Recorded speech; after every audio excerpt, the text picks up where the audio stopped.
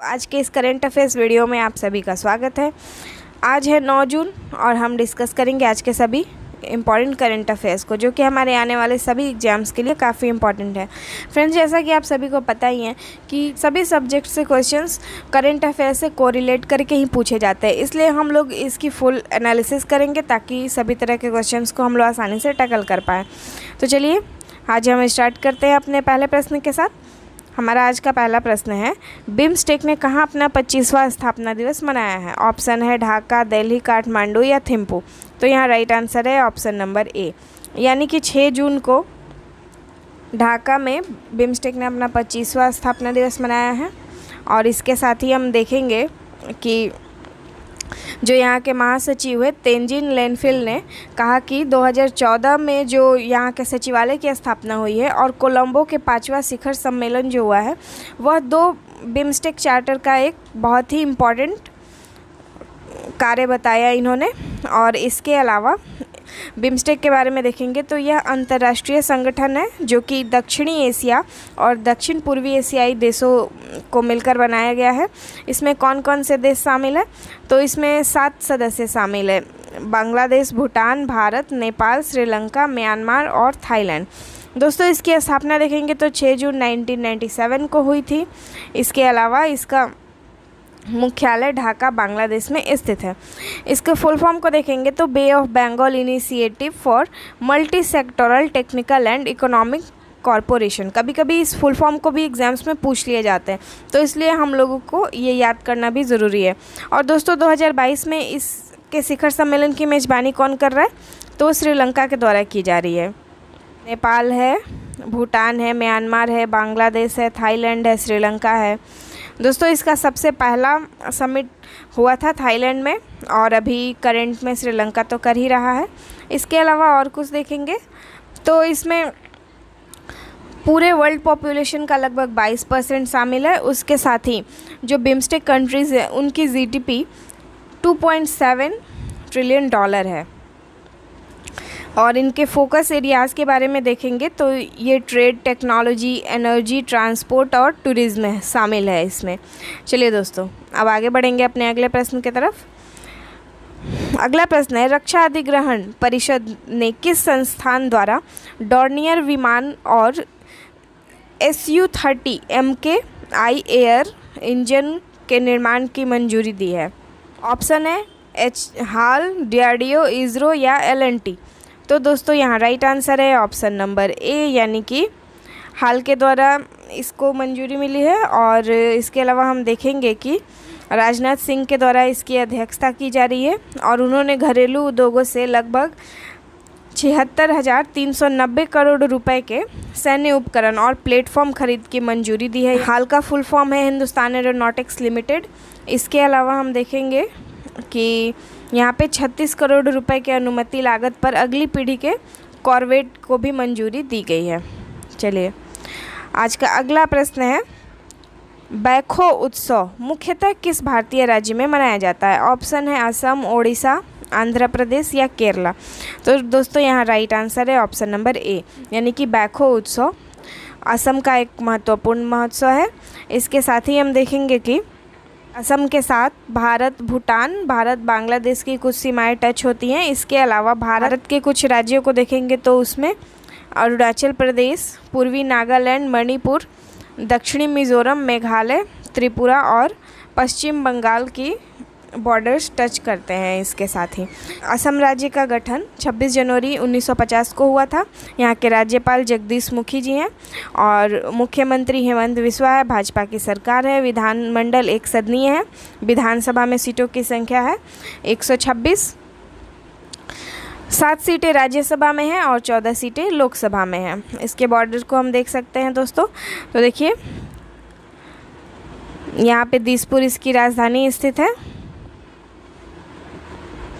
चलिए आगे बढ़ेंगे, हम लोग अगले प्रश्न को देखेंगे।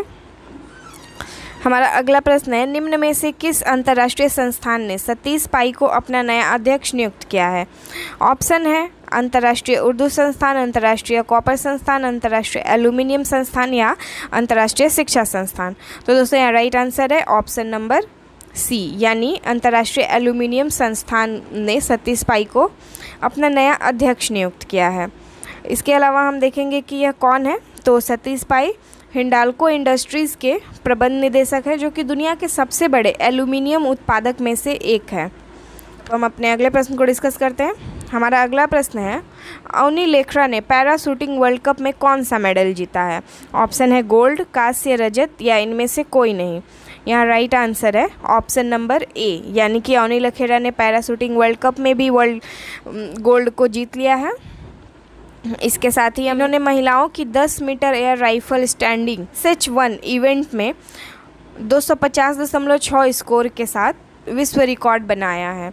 और इसके साथ ही एमेलिया बावस्का ने 247.6 के कुल स्कोर के साथ रजत यानी सिल्वर मेडल को जीत लिया है। और इन्होंने 2024 पेरिस पैरा ओलंपिक में अपना स्थान को सुरक्षित कर लिया है। ये जयपुर राजस्थान से संबंधित है और भारतीय पैरा ओलंपियन और राइफल शूटर हैं। इसके अलावा 2020 पैरा ओलंपिक में 10 मीटर एयर राइफल स्टैंडिंग में इन्होंने गोल्ड जीता और इसके साथ ही इन्होंने कांस्य पदक भी जीत रखा है पैरा ओलंपिक्स में ही। आज का अगला प्रश्न है, जून 2022 में किस दिन विश्व कीट दिवस मनाया जाता है?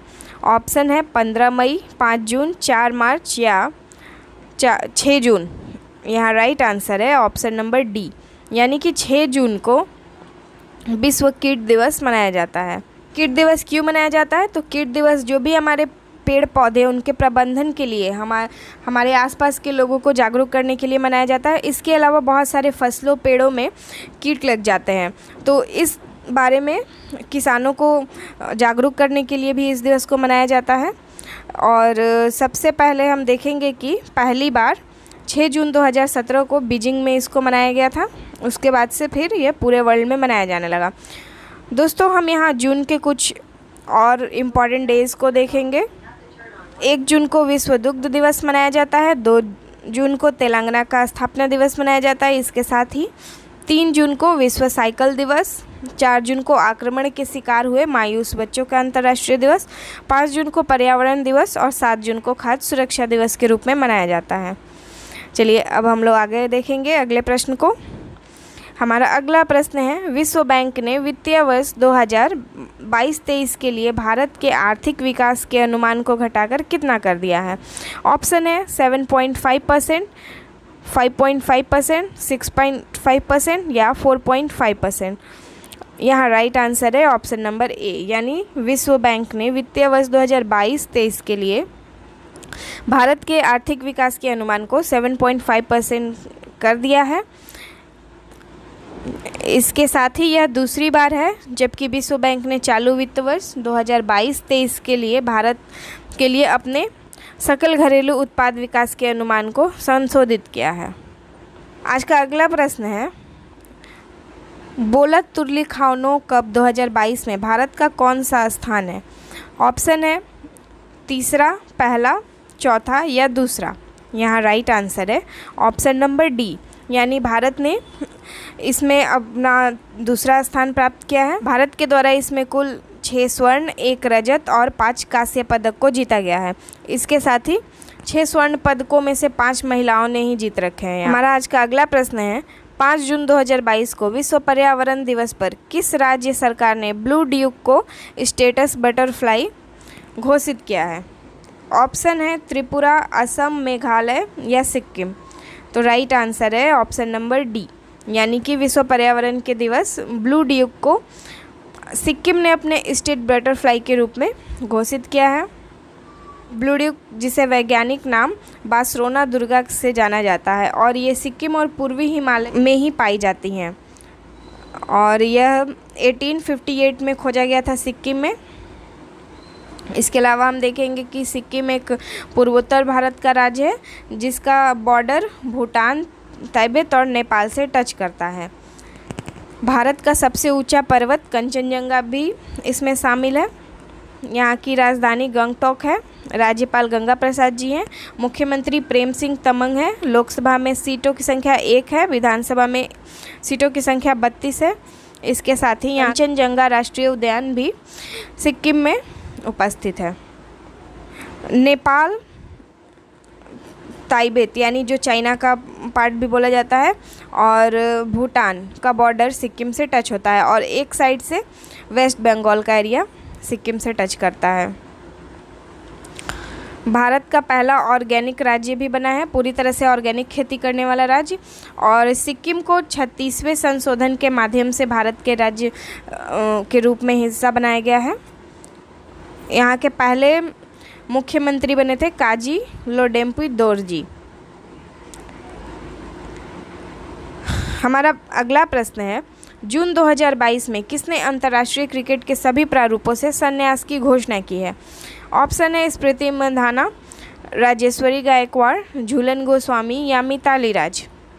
दोस्तों यहाँ देखेंगे राइट आंसर है ऑप्शन नंबर डी। तो दोस्तों मिताली राज ने अभी क्रिकेट के सभी प्रारूपों से संन्यास लेने की घोषणा कर दी है। मिताली राज एक दिवसीय मैचों में सबसे ज़्यादा रन बनाने वाली खिलाड़ी भी हैं, और भारत का प्रतिनिधित्व इन्होंने 232 मैचों में किया है, और साथ ही 50.68 की औसत से 7,805 रन बनाए गए हैं इनके द्वारा।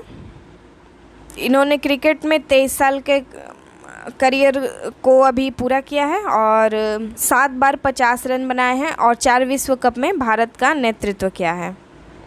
मिताली राज के अलावा और कौन कौन से लोगों ने अभी क्रिकेट से संन्यास की घोषणा की है? तो उनमें शामिल है न्यूजीलैंड के गेंदबाज हामिश बेनेट, इसके अलावा वेस्ट इंडीज़ के ऑलराउंडर किरण पोलार्ड ने भी यहाँ पे संन्यास की घोषणा कर दी है, वो अंतर्राष्ट्रीय क्रिकेट से उन्होंने किया है, और दक्षिण अफ्रीका के खिलाड़ी एवी डिविलियर्स ने भी यहाँ क्रिकेट के सभी प्रारूपों से संन्यास की घोषणा कर दी है। हम अगले प्रश्न को डिस्कस करेंगे। 4 जून 2022 को अल्बानिया के नए राष्ट्रपति के रूप में किसे चुना गया है? ऑप्शन है इब्राहिम सोले, इसाक मूसा, रईस मैथ्यू या बजराम बेगज। राइट आंसर है ऑप्शन नंबर डी, यानी बजराम बेगज को अल्बानिया के नए राष्ट्रपति के रूप में चुना गया है। यहाँ पे बेगज कम्युनिस्ट अल्बानिया के बाद 8वें राष्ट्रपति हैं, और सैन्य रैंक से ये तीसरे हैं। 25 जुलाई 2022 को नवनिर्मित राष्ट्रपति इलिर मेटा की जगह यह नए राष्ट्रपति के रूप में शपथ लेंगे। अल्बानिया यूरोप महाद्वीप में स्थित है, इसकी राजधानी तिराना है, और यहाँ की मुद्रा अल्बानियाई लेक है, और यहाँ के अध्यक्ष इलिर मेटा हैं। यहाँ पे हम लोग अल्बानिया के मैप को देख सकते हैं। तिराना इसकी राजधानी है, जो कि यहाँ पे स्थित है। चलिए आगे देखेंगे। दुनिया के सबसे बड़े नौसैनिक युद्ध खेल रिम ऑफ पैसिफिक में भारत ने शामिल होने की घोषणा कर दी है। यह किसके द्वारा आयोजित किया जाता है, यानी रिम पैसिफिक किसके द्वारा आयोजित किया जाता है? ऑप्शन है यूएसए, यूएई, जापान या ऑस्ट्रेलिया। राइट आंसर है यहाँ पे ऑप्शन नंबर ए, यानी कि यूएसए के द्वारा रिम पैसिफिक को आयोजित किया जाता है। अमेरिका के द्वारा आयोजित किया जाने वाला सबसे बड़ा समुद्री अभ्यास है, और इसको रिम ऑफ पैसिफिक या रिम पैक के नाम से भी जाना जाता है। यह कब आयोजित किया जाएगा? तो यह कम से कम 26 देश में 29 जून से 4 अगस्त 2022 तक होनोलुलु और सैन डिएगो में अपनी नौ शक्ति का प्रदर्शन करेंगे। भारत ने सबसे पहली बार 2014 में रिम पैक में भाग लिया था। उसके अलावा 1971 में रिम पैक को पहली बार शुरू किया गया था। 1974 से द्विवर्षीय कार्यक्रम के रूप में प्रतिवर्ष मनाया जाता है। अगला प्रश्न है, राष्ट्रपति ने कहाँ 2 दिवसीय विजिटर्स कॉन्फ्रेंस 2022 की मेज़बानी की है? ऑप्शन है चंडीगढ़, भोपाल, न्यू दिल्ली या मुंबई। दोस्तों राइट आंसर है ऑप्शन नंबर सी, यानी राष्ट्रपति ने विजिटर कॉन्फ्रेंस को न्यू दिल्ली में आयोजित किया था। उन्होंने अनुसंधान और तकनीकी विकास के श्रेणियों में विजिटर्स पुरस्कार 2020 को भी प्रस्तुत किया। पुरस्कार प्रदान करने के बाद सम्मेलन में आज़ादी के अमृत महोत्सव में उच्च शिक्षा संस्थानों की भूमिका और जिम्मेदारियों पर प्रस्तुति किया गया। अब हम अपने अगले प्रश्न को देखेंगे। आज का हमारा अगला प्रश्न है, एसबीआई के नए एमडी के रूप में किसे चुना गया है? ऑप्शन है आलोक कुमार चौधरी, स्वरूप कुमार साहा, एस कृष्णन या इनमें से कोई नहीं। तो दोस्तों राइट आंसर है ऑप्शन नंबर ए, यानी आलोक कुमार चौधरी को एसबीआई के नए एमडी के रूप में चुन लिया गया है। और इन्हें कितने समय के लिए चूज़ किया गया है, तो सिर्फ 2 साल की अवधि के लिए इन्हें प्रबंधक निदेशक के रूप में मंजूरी मिल गई है। इसके साथ ही हम देखेंगे कि चौधरी जो कि वर्तमान में वित्त पोर्टफोलियो के प्रभारी थे, अब एसबीआई में अपनी नई भूमिका और कॉरपोरेट बैंकिंग में सूचना प्रौद्योगिकी के प्रभारी होंगे। यह किसकी जगह लेंगे, तो अश्विनी भाटिया की जगह लेंगे। इससे पहले पूर्व में वो एमडी थे और अभी इन्होंने हाल ही में एसबीआई के पूर्णकालिक सदस्य के रूप में कार्यभार को संभाल लिया है। दोस्तों हम अपने अगले प्रश्न को डिस्कस करेंगे। हमारा अगला प्रश्न है, किस राज्य में मुख्यमंत्री ने बीच विजिल ऐप को लॉन्च किया है। ऑप्शन है ओडिशा, आंध्र प्रदेश, केरल या गोवा। दोस्तों यहाँ राइट आंसर है ऑप्शन नंबर डी, यानी बीच विजिल ऐप को गोवा के मुख्यमंत्री के द्वारा लॉन्च किया गया है। और यहाँ के मुख्यमंत्री का नाम क्या है, तो प्रमोद सावंत यहाँ के मुख्यमंत्री हैं। और यह ऐप सूचना प्रौद्योगिकी क्षेत्र और पर्यटन क्षेत्र के बीच के सहयोग से बनाया गया है। और इसका उद्देश्य देखेंगे तो इसका उद्देश्य है कि जितने भी समुद्री तटों के प्रबंधक, पर्यटक और समुद्री तट के पर्यटन क्षेत्र में जितने भी लोग काम कर रहे हैं उनको एक तरह से हेल्प करना इस ऐप का काम है। गोवा पहले पुर्तगालियों का उपनिवेश था। इसके साथ ही यहाँ पे पुर्तगालियों ने 450 सालों तक शासन किया और हमारा देश आज़ाद हो गया था, फिर भी अभी गोवा पे पुर्तगालियों का राज चल रहा था दोस्तों। यानी कि पुर्तगाली सबसे पहले भारत में आए और सबसे बाद में भारत से। राज्य का गठन कब हुआ, तो 30 मई 1987 को हुआ। इसके साथ ही इसकी राजधानी पणजी है और राज्यपाल PS श्रीधरन पिल्लई हैं। दोस्तों हम देखेंगे साथ में कि कौन कौन से वन्यजीव अभयारण्य गोवा में स्थित है।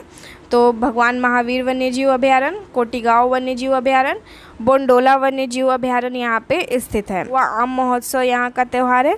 और विधायिका में 40 सीटें हैं, राज्यसभा में सीटों की संख्या 1 है, लोकसभा में सीटों की संख्या 2 है। यहाँ हम गोवा के मैप को देख सकते हैं दोस्तों। यह एक तरफ से महाराष्ट्र और दूसरी तरफ से कर्नाटका का बॉर्डर गोवा से टच होता है। साथ ही पणजी इसकी राजधानी जो कि यहाँ पे स्थित है। अरेबियन सी टच करता है इसके बॉर्डर से। आज का सेशन कंप्लीट हो गया है। हमें कमेंट बॉक्स में ज़रूर बताइएगा कि आपको हमारा सेशन कैसा लगा। अगर अच्छा लगा हो तो लाइक और कमेंट ज़रूर करिएगा दोस्तों। इसे अपने दोस्तों के साथ ज़रूर शेयर करें। और अगर आपको इसका PDF चाहिए तो आप हमारे टेलीग्राम ग्रुप से इसको ले सकते हैं, जिसका लिंक हम लोग अभी डिस्क्रिप्शन में प्रोवाइड कर देंगे। थैंक यू दोस्तों, आपसे मिलते हैं अगले वीडियो में।